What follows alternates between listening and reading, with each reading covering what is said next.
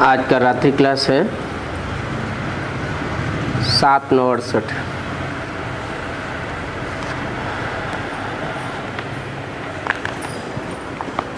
अपन को आत्मा समझ बैठे हो। पहले पहले बच्चों को यही समझाया जाता है, अपन को देही अर्थात आत्मा समझ करके बैठे हो।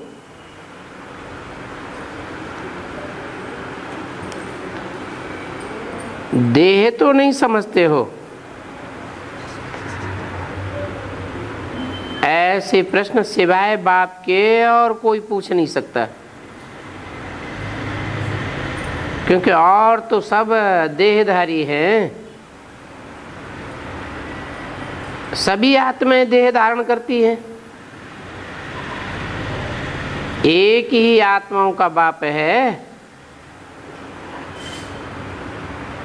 जिसकी बुद्धि देह में नहीं धरी रहती। तो तुम जानते हो कि वही बाप पतित पावन है। पतितों को पावन बनाने वाला है, जिनकी बुद्धि देह अर्थात मिट्टी में धरी रहती है, वो है पतित।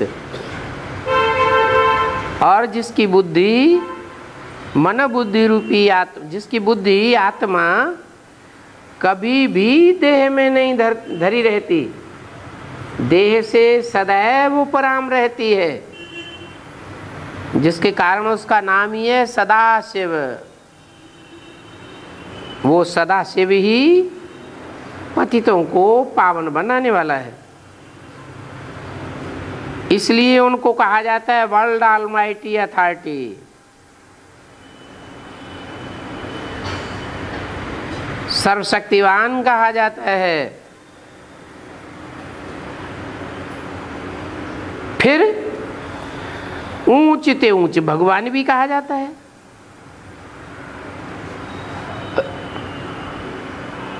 ऊंच ते ऊंच और नीचे ते नीचे इस दुनिया में होते हैं। परम धाम में तो ऊंच और नीच की बात है ही नहीं।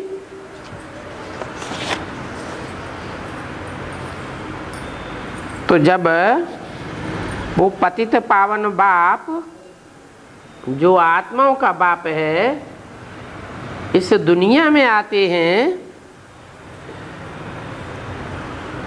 तब भगवान कहा जाता है। बाप जरूर ऊंच ते ऊंच पद प्राप्त करावेंगे। क्या है ऊंचे ते ऊंच पद? मनुष्य नीचे गिरते हैं तो राक्षस बनते हैं, मनुष्य ऊंचा उठता है तो देवता बनता है। कहेंगे देवता पद ऊंच पद है। फिर देवताओं में भी नंबरवार है। कोई सेमी देवताएं हैं, कोई 16 कला संपूर्ण देवताएं हैं। उन देवताओं में भी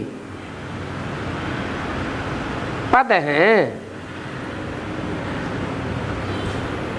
तो बाप तो जरूर ऊंच से ऊंच पद प्राप्त करावेंगे। फिर देवताओं में भी सबसे ऊंच पद कौन सा है? कहेंगे लक्ष्मी नारायण।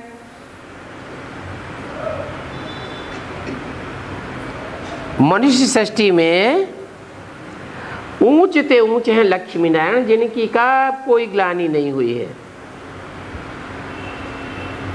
नहीं तो 33 करोड़ देवताओं की सबकी ग्लानि है। लक्ष्मी नारायण की कोई ग्लानि शास्त्रों में भी नहीं है।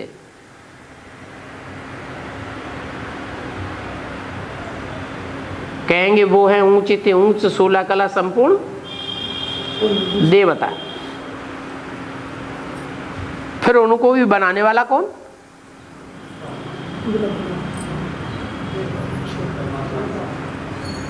नारायण को नर से नारायण बनाने वाला कौन?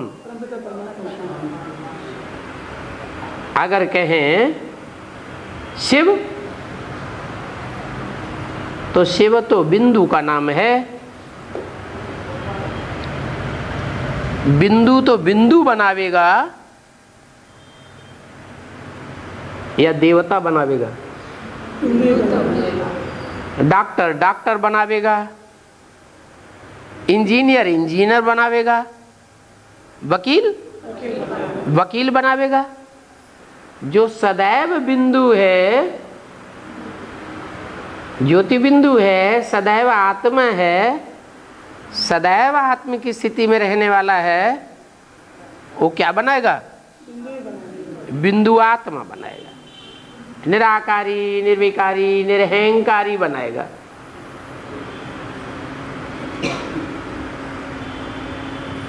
बनाना किसको होता है? बनाना उसको होता है जो बिगड़ता है। बिगड़े हुए को बनाना होता है। जो कभी बिगड़ा ही नहीं, उसको बनाने की बात ही नहीं।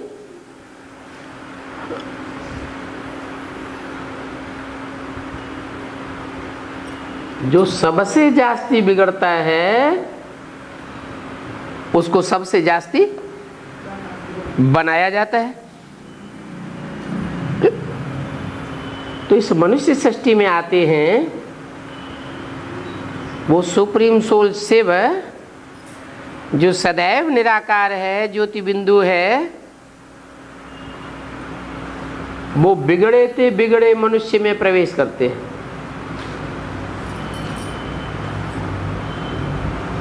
बड़े ते बड़े कामी कांटे में आते हैं और उसको आकर बड़े ते बड़ा फूल बनाते हैं।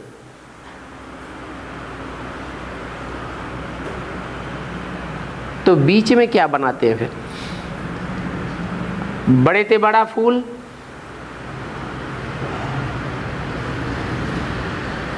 उसका नाम क्या है? King flower.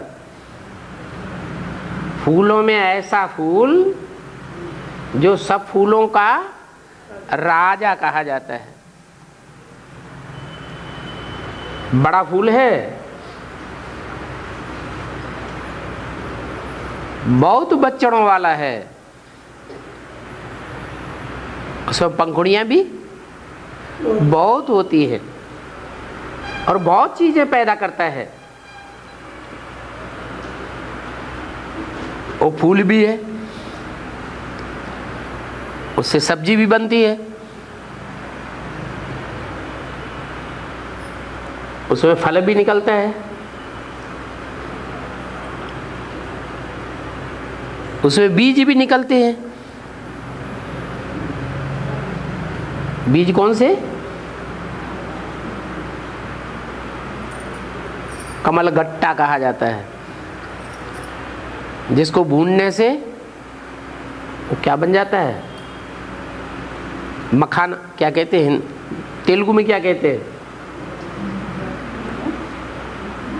एक मेवा होता है ना, तो मेवा के बीच में वो भी एक मेवा है।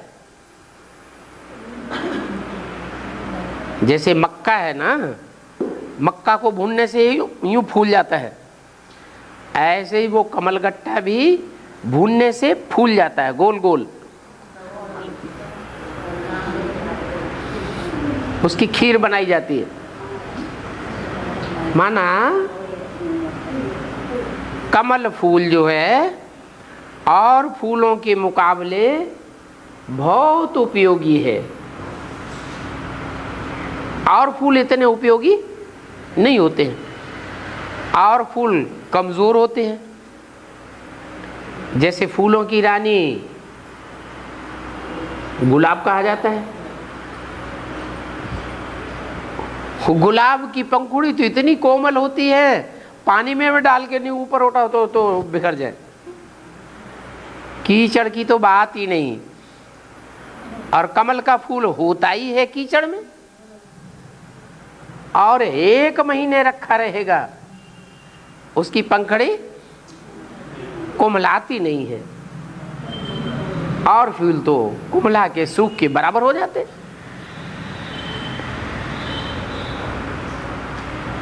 तो ऐसा पावरफुल फूल है, किंग फ्लावर कहा जाता है। माने कीचड़ का भी उसको संग का रंग नहीं लगता। ऐसा फूल शिव ज्योति बिंदु बाप आकर के बनाते हैं। क्या वो डायरेक्ट आकर के देवता नहीं बनाते, क्या बनाते हैं? भगवान आते हैं तो भगवान भगवती बनाते हैं। भगवती से भी ऊंच पद है भगवान, तो भगवान भगवान ही बनावेंगे। परंतु वास्तव में भगवान तो एक होता है, भगवान दो नहीं हो सकते। एक ही भगवान है जिसको ऊंचते ऊंच कहा जाता है। अगर 2 हो तो ऊंचते ऊंच थोड़ा ही कहा गया। इसलिए बोला कि ऐसा बाप जरूर ऊंचते ऊंच पद प्राप्त करावेंगे।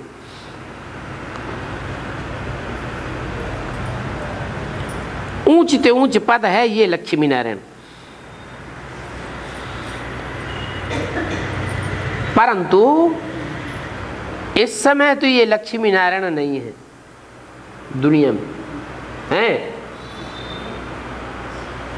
कोई लक्ष्मी नारायण है?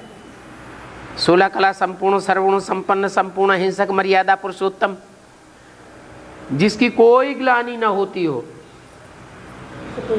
ऐसा कोई लक्ष्मी नारायण है? और कहें है तो, लेकिन अभी दिखाई नहीं पड़ता है। मर्ज है फिर इमर्ज हो जाएगा।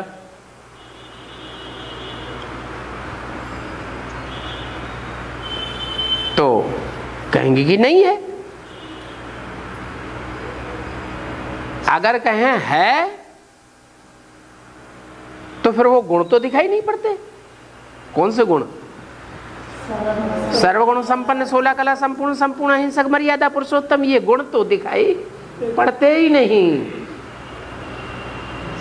और ही उल्टा है। क्या? जो नारायण सर्वगुण संपन्न होता है वो ही नारायण बनने से पहले क्या होता है? जस्ट पहले नारायण बनेगा, या नारायण बनने से पहले भी कोई रूप होता है? कृष्ण रूप होता है। अरे बच्चा अलग होता है, बच्चा रचना है, क्रिएशन है, और क्रिएटर अलग होता है। बाप अलग और बच्चा और बाप को एक कर देंगे क्या? नहीं। तो कृष्ण की तो बात ही नहीं। क्या होता है नारायण बनने से पहले? है नर तो नरक बनाता है।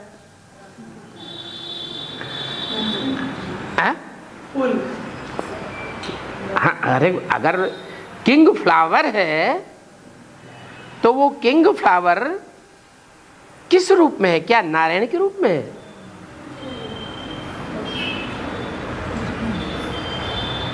नारायण को तो भव्य मंदिर बनाए जाते हैं।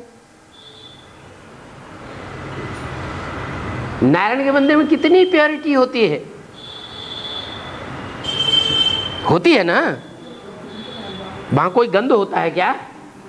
है नहीं।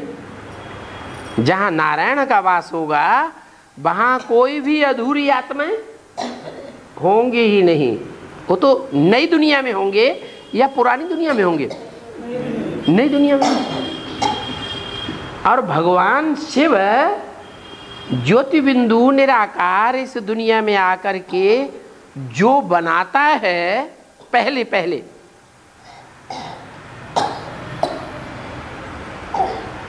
वो नई दुनिया में होता है या पुरानी दुनिया में होता है? पुरानी दुनिया में होता है। और निराकारी स्टेज वाला होता है या साकारी स्टेज वाला होता है? स्टेज निराकारी स्टेज वाला होता है। जितना निराकारी स्टेज वाला होगा उतना हल्का होगा या भारी होगा? अगर फूल है तो हल्का होगा। अवस्थाएं है ना, अनुभव में आती है ना। जो भी ब्राह्मण हैं सबको अनुभव में तो आता है कि हमारा मन कब हल्का रहता है, हमारी आत्मा कब हल्केपन के अनुभव करती है, बुद्धि कब अनुभव करती है हल्केपन का, शरीर भी हल्का हल्का महसूस होता है तो कहेंगे हल्का, और कभी बहुत भारी हो जाता है तो उसे हल्का थोड़ा ही कहेंगे। माना जितना ज्यादा देहभान होगा उतना भारीपन महसूस होगा, और जितना आत्म की स्थिति पक्की होगी उतना हल्कापन महसूस होता है। तो वो बड़े ते बड़ा फूल तो है, लेकिन पुरानी दुनिया कीचड़ में रहने वाला है।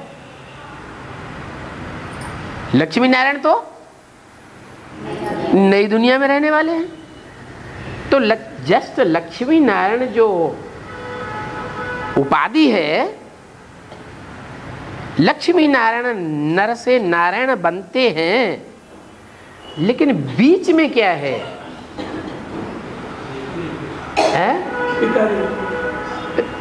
बीच में है जो उपाधि मिलती है निराकार ज्योति बिंदु शिव से भगवान भगवती की। वो निराकार आकर के क्या बनाते हैं? निराकार बनाते हैं, निराकारी स्टेज वाला बनाते हैं। नारायण को साकार कहेंगे या निराकार कहेंगे? नारायण को क्या कहेंगे? है तो साकारी दुनिया में ना, साकारी दुनिया में है। साकारी दुनिया में होते हुए भी 16 कला संपूर्ण है, सर्वगुण संपन्न है, और भगवान की ये टाइटल नहीं है। क्या 16 कला संपूर्ण अगर भगवान बन जाएगा तो जो कलाहीन है उनसे टक्कर कौन लेगा? सर्वगुण संपन्न अगर भगवान बन जाएगा, जो तो इस दुनिया में दुर्गुणों से भरे पूरे हैं, उनसे टक्कर कौन लेगा? भगवान अगर संपूर्ण निर्विकारी बन जाएगा तो दुनिया में जो बड़े बड़े विकारी हैं, उन विकारियों से टक्कर कौन लेगा? कोई लेगा? लोहे से लोहा काटा जाता है और कांटे से कांटा निकाला जाता है। इसलिए इस विकारी दुनिया को समाप्त करने के लिए कोई भी महात्मा, पंडित, विद्वान, आचार्य, देवता वो काम नहीं कर सकता। कोई भी धर्म पिता, इतना पावरफुल धर्म पिताएं आए जिनको दुनिया में इतनी बड़ी बड़ी जनरेशन अपना बाप मानती है, वो धर्म पिताएं भी पुरानी दुनिया का विनाश, आसुरी दुनिया का, दुर्गुणों वाली दुनिया का विनाश नहीं कर सके। वो काम कोई नारायण नहीं करता है। कौन करता है? हैं? हाँ, वो मनुष्य सृष्टि का पिता जो ऐसी निराकारी स्टेज धारण करता है जिसे भगवान का टाइटल मिलता है। टाइटल मिलता है नहीं। जैसे कोई स्कूल का प्रिंसिपल होता है और प्रिंसिपल चला जाए लंबे टाइम की छुट्टी पर, साल 2 साल के लिए, तो उसके स्थान पर जो भी बैठेगा वो टेम्परेरी प्रिंसिपल होगा या परमानेंट प्रिंसिपल होगा? टेम्परेरी कहा जाएगा। तो ऐसे ही एक है परमानेंट भगवान, क्या वो सदैव ही भगवान है, वो कभी भी भगवान से शैतान नहीं बनता। लेकिन जब इस सृष्टि पर आता है तो जिस मनुष्य तन में मुकर्रर तन में प्रवेश करता है उसको क्या बनाता है? शैतान से, हैवान से, देवता नहीं, भगवान बनाता है। शैतान के मुकाबले कौन होता है? भगवान। है तो इंसान, लेकिन इंसान को क्या बनाता है? भगवान बना देता है। और वो भगवान फिर देवता बनाता है। उस भगवान का नाम परमानेंट भगवान के साथ जोड़ा जाता है। क्या? भगवान का नाम है शंकर, शंकर भगवान। ऐसे कह देते हैं राम भगवान, कृष्ण भगवान, क्यों कह देते हैं फिर? अगर शंकर ही भगवान है या भगवान का टाइटल धारी है, फिर राम भगवान शंकर भगवान क्यों कह देते हैं?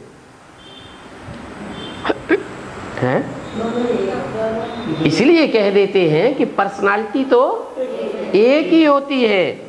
उस एक ही पर्सनालिटी में जो परमानेंट भगवान है, तीसरा नेत्र शिव, सदा शिव, वो भी प्रवेश करके पार्ट बजाता है।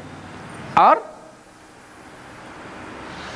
जिसका अपना शरीर है, जिस आत्मा का अपना शरीर है, वो राम वाली आत्मा भी उसमें प्रवेश करके पार्ट बजाती है।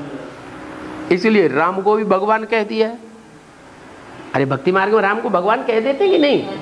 कह देते हैं। और फिर कृष्ण वाली आत्मा ठीक उसके सर के ऊपर बैठी हुई है। तो जो सर के ऊपर बैठा हुआ है तो वो उससे ऊंचा हुआ या नीचा हुआ? उससे भी ऊंचा हो गया। भले ऐसे दुनिया में होता है कि बाप कभी कभी अपने से पैदा हुए बच्चे को भी प्यार में आके क्या करता है? सर माथे पर बैठा लेता है। और सर माथे पर कोई अकेले कृष्ण की सोल ही नहीं, और भी 8 आत्माएं हैं। क्या? अष्टदेव हैं, जिनको सर माथे पर ही नहीं, एकदम चोटी पे जाके बैठा देता है। सिर्फ 8 है या कृष्ण की ही बात नहीं है। गंगा को, जो अष्ट देवताओं में भी नहीं है, क्या? गंगा जो अष्ट देवों में जिसकी गिनती नहीं है, और चंद्रमा के रूप में घटता तो है, बढ़ता तो है, लेकिन उसका आवाहन किया जाता है। लंबी तपस्या की जाती है, तब आती है। कौन? गंगा। और वो तपस्या भी कौन तपता है? उसका आवाहन करने के लिए तपस्या कौन तपता है? भागीरथ कौन है? वो रथ है जो भाग्यशाली रथ है, वो कौन है भाग्यशाली रथ है? अरे वही टाइटलधारी भगवान, उसी का रथ है, भाग्यशाली रथ है। तो तपस्या करने के बाद आती है, फिर सर के ऊपर धारण करता है। और जहां धारण किया जाता है वो भी अष्ट देवों के बीच में उसे धारण किया जाता है। तो जहां तक सर पर चढ़ाने वाली बात है, वो तो ढेर की ढेर आत्माएं हैं, कम से कम 8, 9, 10 आत्माएं हैं जिनको सर माथे पर चढ़ा लेते हैं। लेकिन काम निकालने के लिए चढ़ा लेते हैं कि सदाकाल के लिए चढ़ाते हैं? काम निकालने के लिए चढ़ाते हैं, सदाकाल के लिए नहीं चढ़ाते। सदाकाल के लिए माने क्या अष्ट देवों को सदाकाल के लिए सर माथे पर नहीं रखते? क्यों?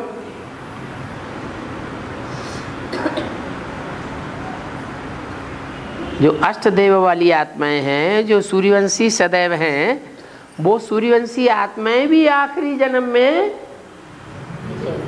नीचे उतर जाती है और सहयोगी नहीं रहती, दूसरे धर्म की सहयोगी बन जाती है। और इतनी बड़ी सहयोगी बन जाती है दूसरे धर्म की कि जो जन्म जन्मांतर युग युगांतर एक की सहयोगी बनकर के रही थी, वो उतनी ही एक की विरोधी देखने में आती है। विरोधाभास में टक्कर लेती है। तो देखो, सर माथे पर चढ़ने का इसका मतलब ये नहीं हुआ कि सर माथे पर चढ़ाई लिया तो कोई हमेशा के लिए ऊंचा हो गया। गाय की पूजा करते हैं, क्यों करते हैं? गाय की पूजा क्यों करते हैं? कुछ कारण होगा, किस लिए करते हैं? अरे गाय क्या देती है? दूध देती है। दूध एक ऐसा पदार्थ है जिसमें सब प्रकार के विटामिन्स, खनिज मौजूद रहते हैं। और दूसरा कोई पदार्थ दुनिया में ऐसा नहीं है जो इतना आसानी से पच सके और सब प्रकार से पोषण कर सके जिंदगी भर। दूध एक ऐसा पदार्थ है, वो भी भैंस का या बकरी का या उटनी का नहीं। किसका दूध? गाय का दूध। क्योंकि गाय एक सात्विक जानवर है। जानवरों के बीच में गाय बहुत सात्विक माना जाता है। वो सात्विक जो जानवर है गाय, वो भी कभी तमो प्रधान बनता होगा कि नहीं बनता होगा? क्योंकि नियम है, दुनिया की हर चीज तमो प्रधान भी बनती है और सतो प्रधान भी बनती है। तो वो दूध देने वाली गाय भी दूध नहीं देती है, लात चलाती है, तो क्या करते हैं? कुछ करते हैं कि नहीं? अरे पहले तो उसको चिरौरी करते हैं, अच्छा अच्छा खिलाते हैं, पिलाते हैं। खिलाने पिलाने से मान जाए तो लात बांधने की जरूरत नहीं पड़ती है। तो ऐसे ही है, जिन आत्माओं से कार्य लेने के लिए उनको सर माथे पर रखते हैं, उन आत्माओं ने जरूर प्राप्ति कराई है। जैसे चंद्रमा है, चंद्रमा को सर माथे पर क्यों रखते हैं? जानते हैं कि कृष्ण वाली आत्मा भगवान नहीं है, है? कृष्ण वाली आत्मा तो भगवान नहीं है, फिर उसको सर माथे पर क्यों चढ़ाया? इसलिए चढ़ाया कि कृष्ण वाली आत्मा ही निमित्त बनती है ज्ञान की मुरली सुनाने के, वेदवाणी सुनाने के। अगर वो वेदवाणी ना आई होती तो राम वाली आत्मा भगवान का टाइटलधारी बन सकती है क्या? है? नहीं बन सकती। इसलिए कृष्ण वाली आत्मा को भी सर माथे पर रखते हैं।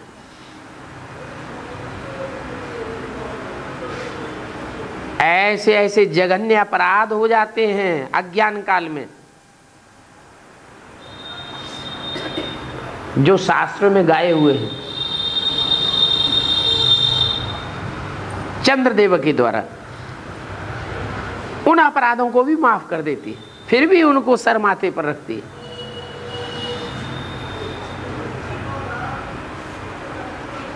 लेकिन इन सब बातों के बावजूद भी जो भगवान का परमानेंट टाइटल है वो और दूसरी आत्माओं को नहीं मिलता जितना शंकर को मिलता है। नाम क्या पड़ा? शंकर नाम क्यों पड़ा है? 3 आत्माओं का संकरण है। ऐसे तो परिवार बहुत बड़ा है, लेकिन खास 3 आत्माएं तो एक ही व्यक्तित्व में प्रवेश करके पार्ट बजाने वाली है, इसलिए नाम शंकर है। और शंकर को भगवान कहा जाता है। भगवान का जो रूप है वो पूजा जाता है मंदिरों में, लेकिन वो रूप 2 प्रकार का है। क्या? कैसा कैसा रूप है? कैसे? एक शंकर मूर्ति के रूप में और एक लिंग रूप में। जो लिंग है वो निराकारी स्टेज का प्रतीक है। क्या लिंग बड़ा है या छोटा है? लिंग तो बड़ा है। तो भगवान जो भगवान का टाइटलधारी है उसकी मूर्ति भी बड़ी होती है, शरीर भी बड़ा है, लेकिन शरीर बड़ा होने के बावजूद भी प्रैक्टिस करते करते, अभ्यास करते करते, पुरुषार्थ करते करते कैसी स्टेज धारण करता है? निराकारी स्टेज। ऐसी निराकारी स्टेज जिसमें ना हाथ का अनुभव, ना पांव का अनुभव, ना कान का अनुभव, 9 इंद्रियों में से किसी भी इंद्रिय का अनुभव ही नहीं होता। जब अनुभव ही नहीं होता तो उन इंद्रियों से सुख और दुख का भी अनुभव नहीं होता। जैसे किसी व्यक्ति को बर्फ की सिल्लियों पर लेटा दिया जाए और ऊपर से बर्फ की सिल्लियां रखी जाए, तो इंद्रियों से छटपटाएगा कि नहीं छटपटाएगा? छटपटाएगा ना। इंद्रियों से छटपटाएगा, इसका मतलब इंद्रियां निराकारी स्टेज में नहीं है। इंद्रियां निराकारी स्टेज में नहीं है, संपन्न स्टेज में नहीं है। हाँ, पुरुषार्थी हो सकता है। जो पुरुषार्थी होंगे, आत्मिक स्टेज वाले होंगे नंबरवार, तो कम छटपटाएंगे, और पुरुषार्थी नहीं होंगे आत्मा को याद करने के, आत्मिक स्थिति में रहने के, तो ज्यादा छटपटाएंगे। मतलब ये हुआ कि जो लिंग यादगार है वो संपूर्ण निराकारी स्टेज की यादगार है, और जो पूजा होती है मंदिरों में वो संपूर्ण रूप की होती है या अधूरे रूप की होती है? संपूर्ण रूप की होती है। कोई भी देवताएं हों, छोटे देवताएं हों, बड़े देवताएं हों, 8 की माला के हों, 108 की माला के हों, 16,108 की माला के हों, सहयोगी आत्माएं हों भगवान के कार्य में, जो ब्रह्मा की 1000 भुजाएं गाई हुई हैं, कोई भी हो, लेकिन जब तक उनकी संपन्न स्टेज नहीं बनी है, संपूर्ण निराकारी स्टेज नहीं बनी है, 63 जन्मों के देहधारियों के साथ जो हिसाब किताब बने हैं, वो हिसाब किताब खलास नहीं हुए हैं। अर्थात कर्मातीत अवस्था जब तक नहीं बनी है तो कहेंगे अधूरे, निराकारी स्टेज नहीं बनी। क्यों? हिसाब किताब है तो हिसाब किताब देह के द्वारा पूरा किया जाएगा या आत्मा फुदुक फुदुक के पूरा करेगी? शरीर चाहिए ना, हिसाब किताब पूरा करने के लिए जरूर शरीर चाहिए। तो वो शरीर की जब तक स्मृति है तब तक हिसाब किताब पूरे रहते हैं। अब जब सब शरीर की स्मृति से आत्मा परे चली जाए, कैसे परे चली जाए? ऐसे परे चली जाए जैसे कि पृथ्वी के वायुमंडल से पार स्पेस होता है। ये रॉकेट वगैरह है ना, ये छोड़े जाते हैं तो ये पृथ्वी के वायुमंडल से भी पार चले जाते हैं। हाँ, पार चले जाने के बाद उनको आकर्षण नहीं रहता है पृथ्वी का, मिट्टी का, इस देह रूपी मिट्टी का कोई आकर्षण उनको खींच नहीं सकता। ऐसे ही 63 जन्मों के देहधारियों के कर्म बंधन के जो संस्कार आत्मा में पड़े हुए हैं, वो संस्कार तब तक खींचते हैं जब तक देहधारियों का जो 63 जन्म का हिसाब किताब पूरा नहीं होता। जैसे जैसे जिन जिन आत्माओं का निराकारी स्टेज का हिसाब किताब पूरा होता जाता है, वो आत्माएं उन देहधारियों के आकर्षण से परे चली जाएगी। परे चली जाएगी माने कर्मातीत स्टेज हो जाएगी। उन कर्मातीत स्टेज में जाने वालों में जो नंबर 1 निकलती है आत्मा,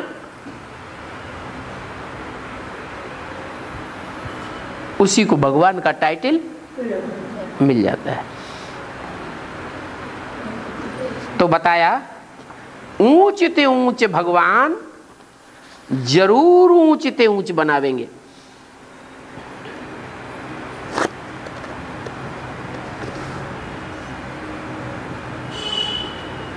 दुनिया इन बातों को नहीं जानती है।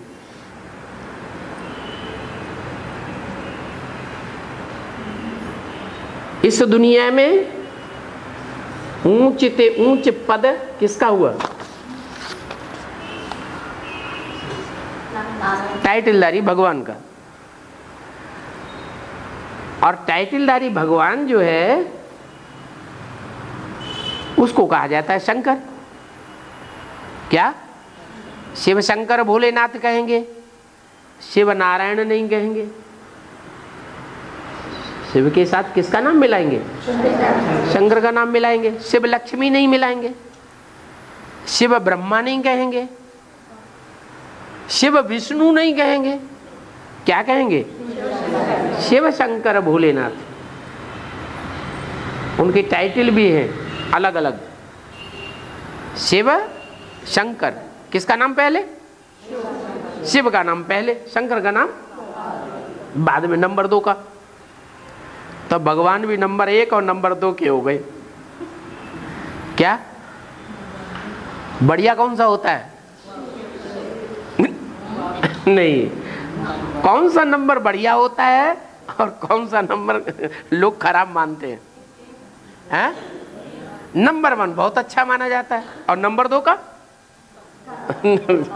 नंबर 2 का कोई अच्छा नहीं कहा जाता, लेकिन यूज तो करते हैं। डुप्लीकेट माल को यूज नहीं करते क्या? करते हैं। जब ओरिजिनल नहीं तो क्या करते हैं? डुप्लीकेट यूज करते हैं। तो ऐसे ही ये दो भगवान हैं। एक है शिव ज्योति बिंदु, जो सदैव परम धाम का रहने वाला है। कहाँ का रहने वाला है? परम धाम का। वहां ऊंच और नीच की बात नहीं है। लेकिन वो परम धाम वासी शिव ज्योति बिंदु जब इस सृष्टि पर आता है, तो इस सृष्टि पर तो आकर के उसका लक्ष्य क्या है आने का? नहीं, प्रवृत्ति मार्ग की पवित्र दुनिया स्थापन करने का लक्ष्य है। क्या लक्ष्य है? पवित्र मार्ग की पवित्र दुनिया स्थापन करने का लक्ष्य है। तो खुद आएगा तो प्रवृत्ति में आएगा या निवृत्ति में रहेगा? वो आते ही प्रवृत्ति में आए। क्या? जैसे ही आएगा, जिस सेकंड भी ऊपर से नीचे आता है उसे प्रवृत्ति चाहिए जिसमें प्रवेश करे। तो जिस प्रवृत्ति में प्रवेश करता है पहले पहले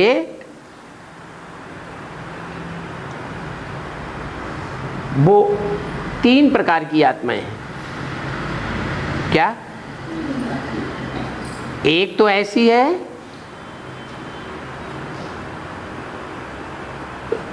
जो बहुत बोलने वाली है। क्या? बहुत बोलने वाली है और बहुत सुनने सुनाने वाली है।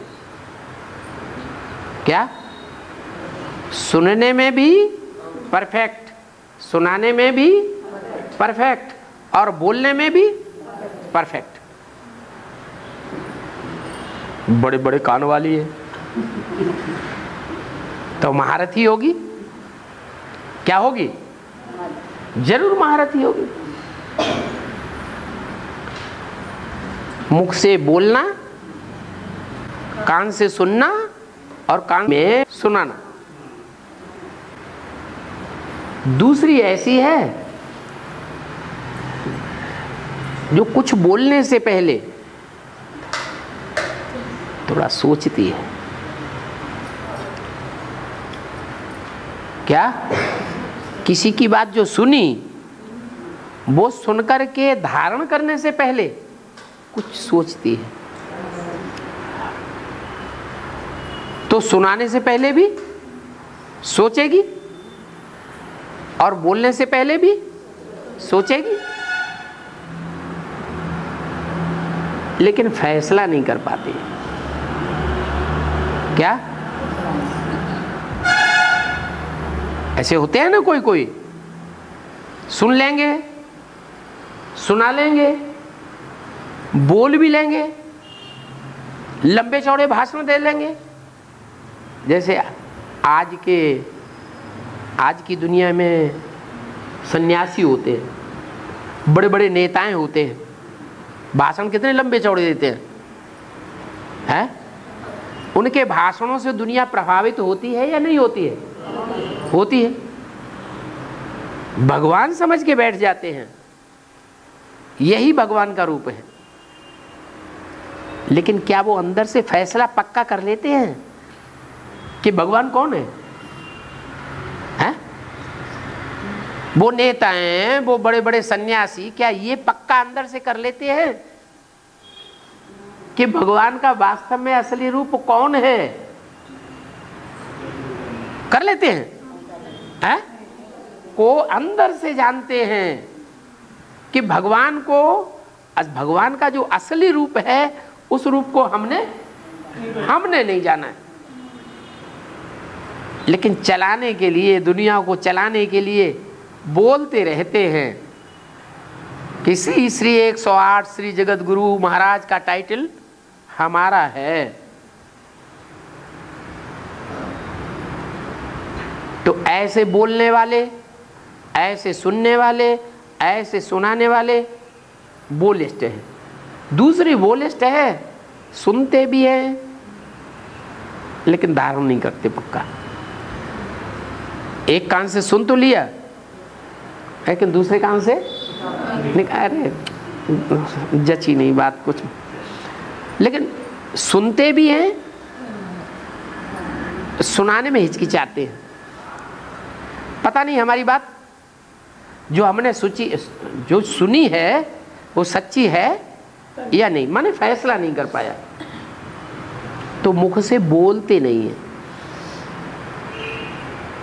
शांत रहें, दूसरों को डिस्टर्ब नहीं करना चाहते, लेकिन फैसला भी नहीं कर पाते। क्या कि जो हमने सुना है वो राइट है या रॉन्ग है।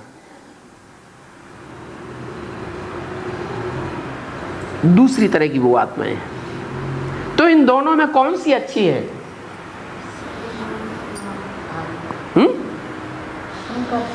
ये दो प्रकार की आत्माएं हैं, इनमें कौन सी अच्छी कहे और कौन सी बेकार कहे? हैं? क्या? सुन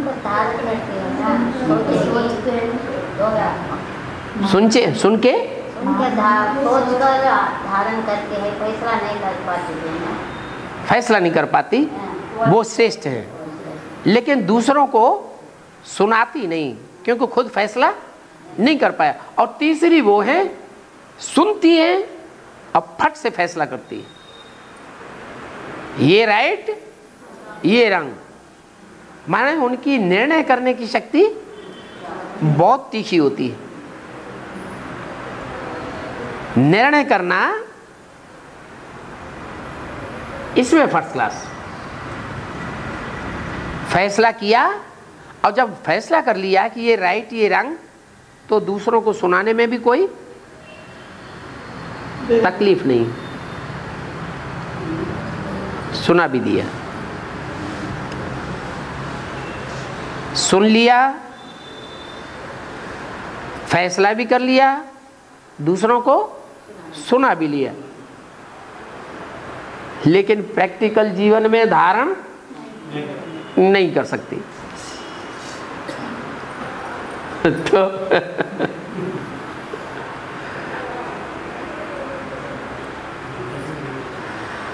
तो कुछ फायदा हुआ? तीनों से कुछ फायदा हो सकता है दुनिया का? तीनों प्रकार की आत्माओं से दुनिया का कुछ फायदा हो सकता है क्या? है? क्यों? आज है? हाँ, प्रैक्टिकल में खुद नहीं कर सकते, प्रैक्टिकल में खुद कर नहीं सकते, सुन सकते हैं, सुन करके बुद्धि से फैसला कर सकते हैं कि राइट है क्या रंग है, और जो फैसला किया वो दूसरों को सुना भी सकते हैं, लेकिन खुद प्रैक्टिकल जीवन में धारण नहीं कर सकते। तो वो तीसरे प्रकार के। अब इनमें पहला नंबर किसको रखें, दूसरा नंबर किसको रखें और थर्ड क्लास किसको रखें?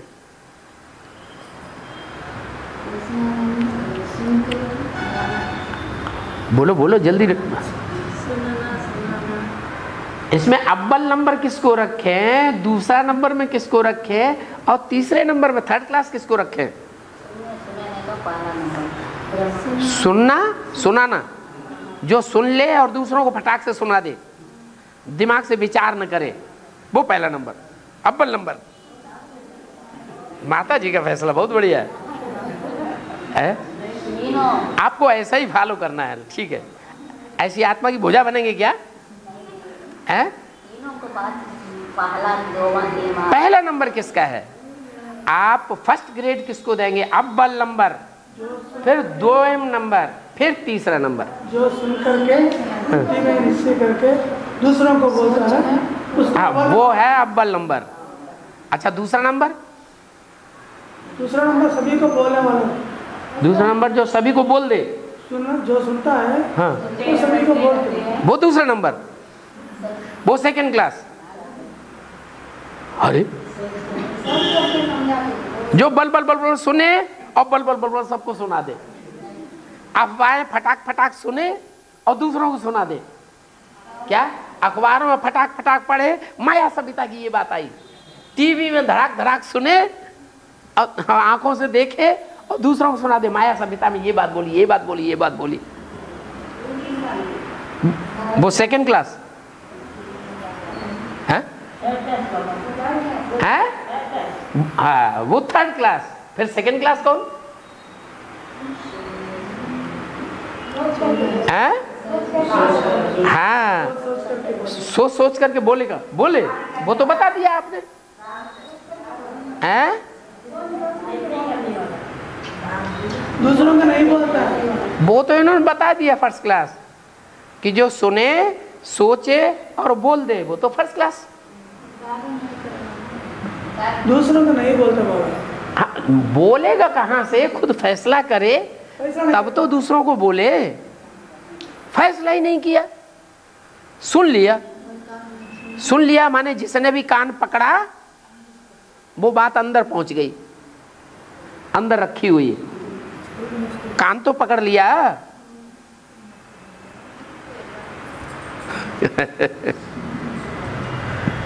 कान पकड़ लिया कि नहीं है? अब जो भी कान इन्होंने सुनाया इनको भी पकड़ा दिया, इन्होंने सुनाया इनको भी पकड़ा दिया।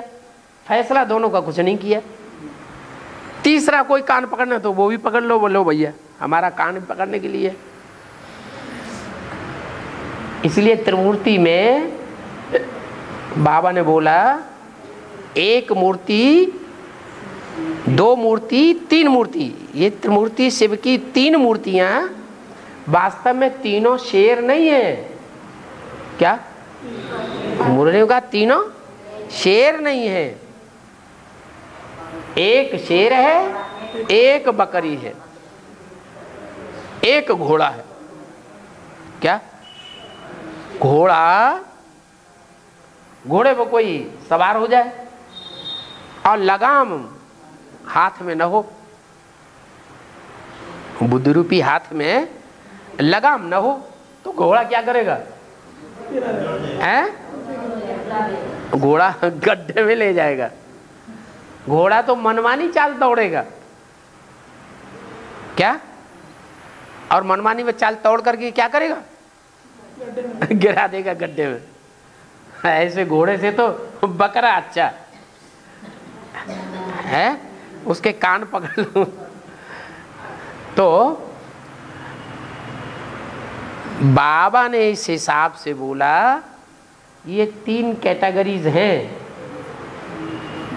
इन तीन कैटेगरीज में जो फर्स्ट क्लास कैटेगरी है वो है सुनना, बुद्धि से फैसला करना और सुनाना। लेकिन तीनों मूर्तियां जो हैं वो देवताएं हैं कि भगवान हैं? क्यों देवदेव महादेव नहीं कहा जाता है? तो तीन मूर्तियों में से एक ऊंची ऊपर वाली मूर्ति को क्या कहा जाता है? नीचे दो मूर्तियों को कहेंगे देव, फिर बीच वाली को कहेंगे देव, देव देव का देवता का भी देवता, फिर ऊपर वाली को कहेंगे महादेव। वो बड़ा देवता तो है, लेकिन देवताएं बुद्धू होते हैं। क्या देवताएं बुद्धू होते हैं या होशियार होते हैं? हैं? देवताएं बुद्धू होते हैं। तो बुद्धू में बड़ा बुद्धू है। क्या है? शंकर क्या है? बुद्धुओं में बड़ा बुद्धू। अरे हंस रहे क्यों? नहीं है? अरे बुद्धुओं में बड़ा बुद्धू नहीं है? हाँ माता जी, हाँ है, क्यों नहीं है? कैसे कह दिया बुद्धुओं में बुद्धू है? बुद्धिमानों की बुद्धिमान है, बुद्धिमानों की बुद्धि है।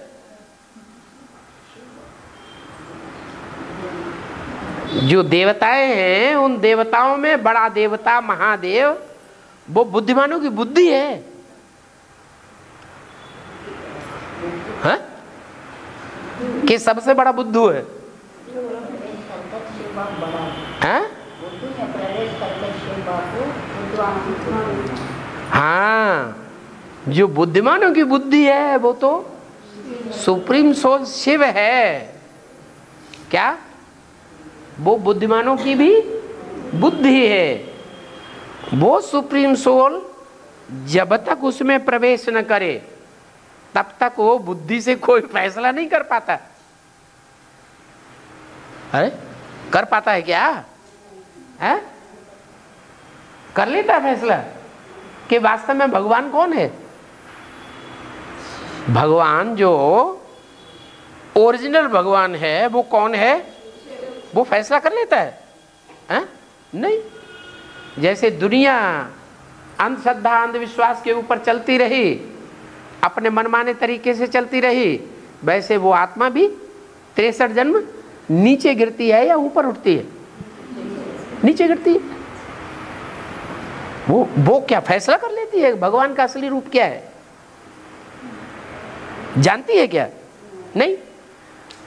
तो वो जो 3 कैटेगरी में थे, अव्वल नंबर कैटेगरी जो बताई, क्या? सुनना और सोचना। माना सोच सोच के फिर उसके बाद फैसला करे, और फिर जो बोले तो वो श्रेष्ठ है। अगर सिर्फ सुनता है, देखता है और सोचता नहीं है तो वो मनुष्य ही नहीं है। मनुष्य नाम कब पड़ता है? जो मन का उपयोग करे वो मनुष्य।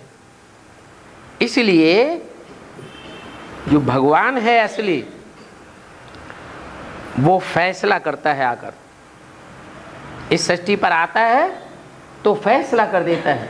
क्या फैसला करता है? कि सारी मनुष्य सृष्टि में श्रेष्ठ मनुष्य कौन है। क्या फैसला करता है?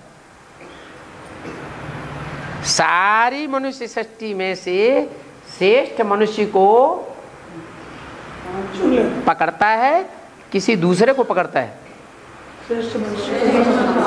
श्रेष्ठ मनुष्य को पकड़ता है। काहे के लिए पकड़ता है? ज्ञान का बीज डालने के लिए पकड़ता है, सच्चाई का बीज डालने के लिए पकड़ता है, सचखंड की स्थापना के लिए पकड़ता है। क्या? वो पकड़ता है तो जिसको पकड़ता है उसको पास होना चाहिए या फेल होना चाहिए? पास होना चाहिए। फिर वो यज्ञ के आदि में फेल होता है या पास होता है? क्या बात है? अरे भाई, अव्वल नंबर को जब पकड़ा, ये श्रेष्ठ मनुष्य है, मनुष्य सृष्टि का अव्वल नंबर मनुष्य ये है, सारी मनुष्य सृष्टि का बीज ये है। उस बीज को जब पकड़ लिया तो बीज फिर पास होना चाहिए, फेल क्यों हो गया? ज्ञान नहीं, ज्ञान नहीं। अरे ज्ञान तो मंथन करने से आता है ना, और मंथन करने का मादा तो उसमें है या नहीं है उस आत्मा में? है? मनन चिंतन मंथन करने का मादा नहीं है? फिर कितना ज्ञान? आदि में ही की बात हो रही है?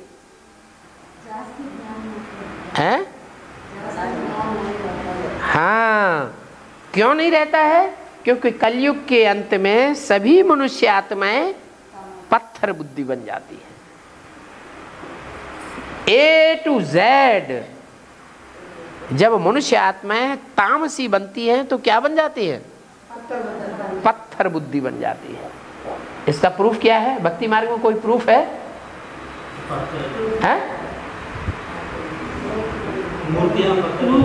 मूर्तियां तो पत्थर की हैं, तो सारी मूर्तियां पत्थर बुद्धि हो गई, फिर भगवान सब में प्रवेश कर जाए? हाँ? अरे 33 करोड़ देवताएं सारे ही पत्थर बन गए, सबकी पत्थर की मूर्तियां बन गई, तो सभी पत्थर बन गए तो सभी में प्रवेश कर जाए ना। हाँ, ऊंच कौन है फिर? और कैसे पता चले इन मूर्तियों में 33 करोड़ मूर्तियां हैं, इनमें ऊंच कौन है?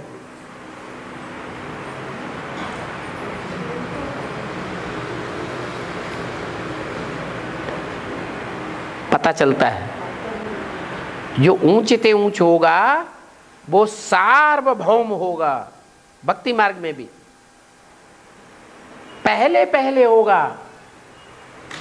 भक्ति मार्ग में जब भक्ति शुरू होगी तो पहले पहले वो होगा जो आदि में सो अंत में।